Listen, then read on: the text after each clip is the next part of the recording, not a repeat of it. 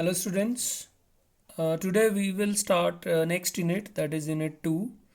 The name of the unit is chemical bonding. Now first, what is chemical bond?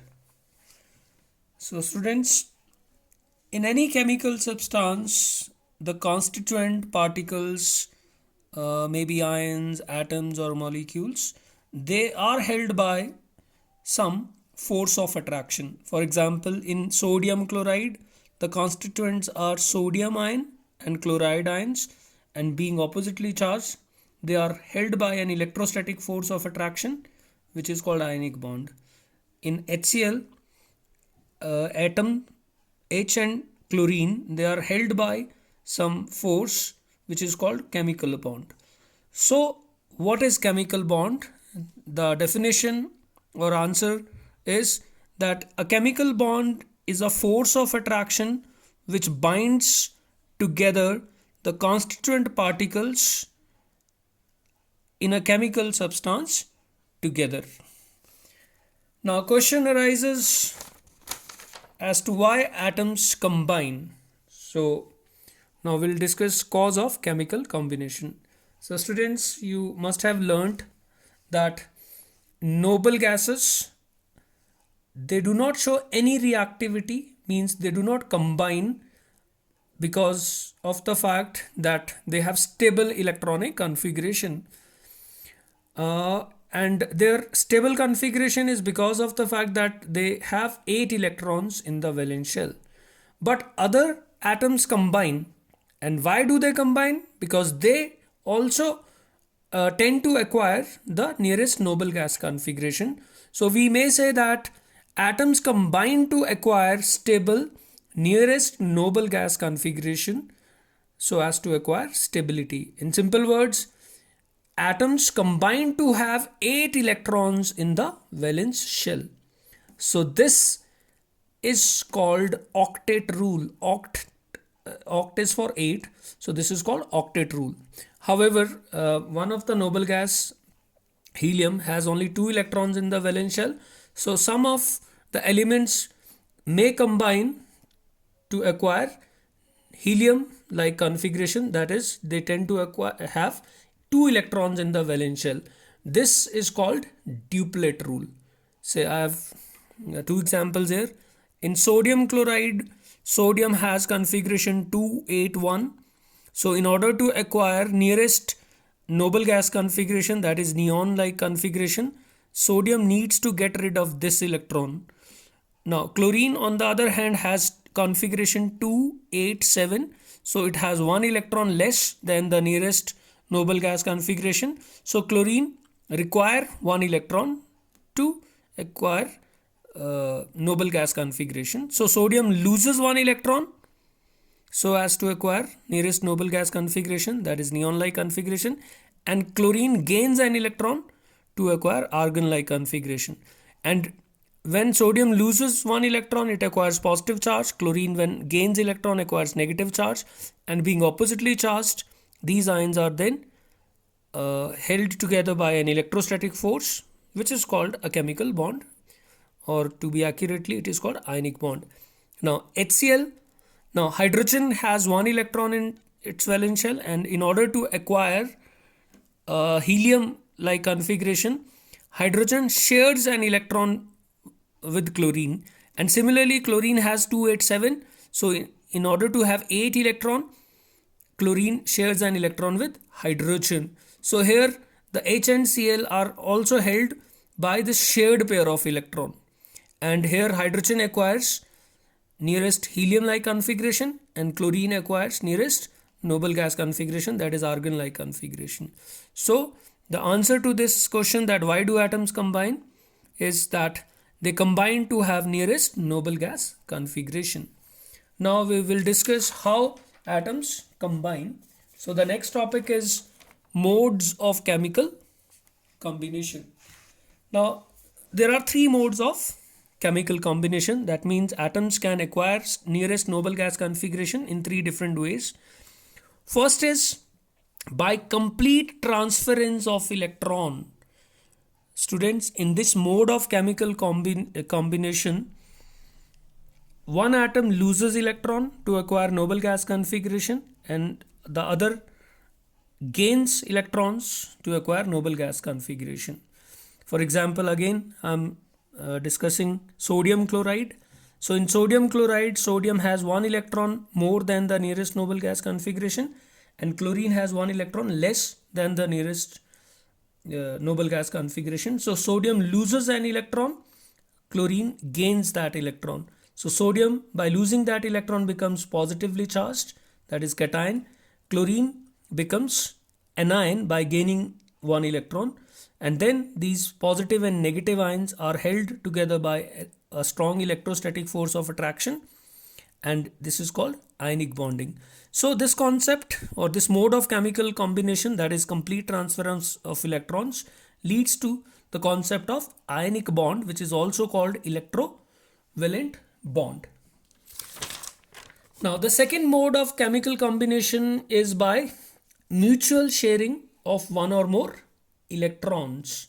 So here atoms attain nearest noble gas configuration not by transference but by sharing, and we say mutual sharing means in shared pair electrons are contributed equally by the combining atoms. For example, in HCl, hydrogen and chlorine, they share an electron, one electron each to acquire nearest noble gas configuration. In chlorine molecule, configuration of chlorine atom is 287, so both require one electron to attain nearest noble gas configuration, and they do so by mutual sharing. This is called shared pair of electron.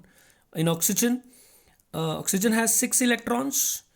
Both the oxygens have 6 electrons, so they attain nearest noble gas configuration by sharing 2 electrons each. So here the shared pair, rather we say there are 2 pairs of electrons, so here we writing a covalent bond but double covalent bond. In nitrogen, configuration is 2,5, so both the nitrogen, they need 3 electrons, but they do so by sharing, and here in this region there are 3 pairs of electrons, so we have 3 bonds. So atoms can acquire noble gas configuration by mutual sharing of electrons, and this leads to the concept of covalent bond. And covalent bond can be single, it can be double. So when there are 2 shared pairs, we say it is double, and when there are 3 shared pair of electrons, we say it is triple covalent bond. Now the third way or the third mode of chemical combination is by one-sided sharing of electron.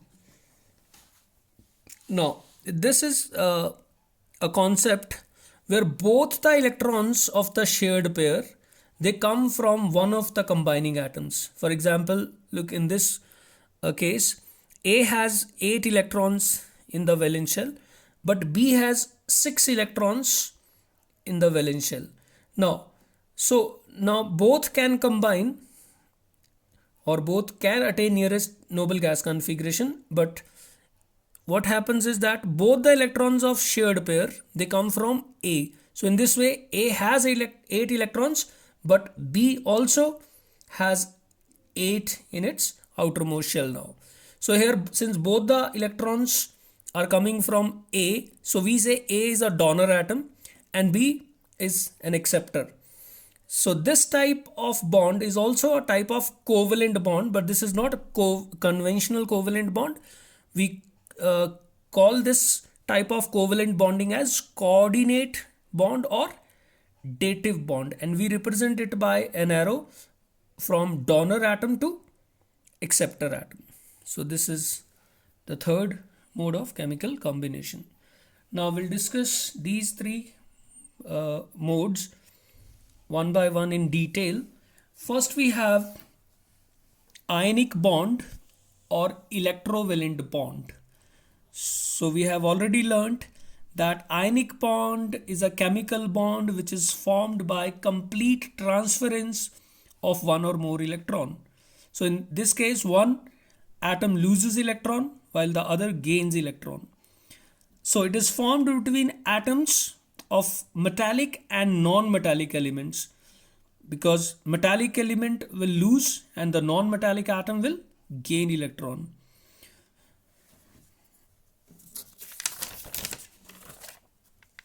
Now, here metallic atom loses electrons and becomes positively charged ion, which is called cation, while non-metallic atom gains electrons and becomes anion.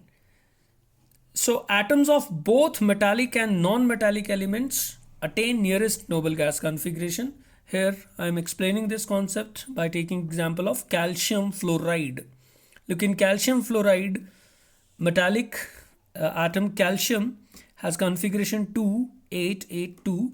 So it has 2 electrons in its valence shell. So these two are the valence shell electrons. Now fluorine has configuration 27. So both the fluorine atoms, they have 7 electrons in the valence shell.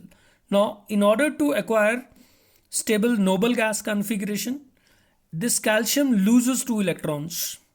One is lost to this fluorine, and thus this fluorine now has 8, and again this electron is lost to this fluorine, so that it also has 8 electrons in the valence shell.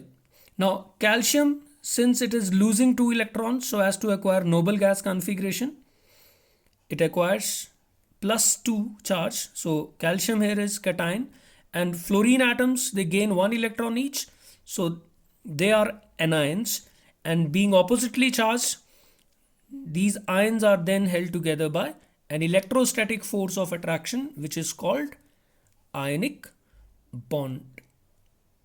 Now here metallic element calcium loses electrons to become a positively charged ion. So we say metallic element is an electropositive element, whereas non-metallic element which gains electrons to become an ion is called electronegative element, and being oppositely charged, then they attract each other to form ionic bond.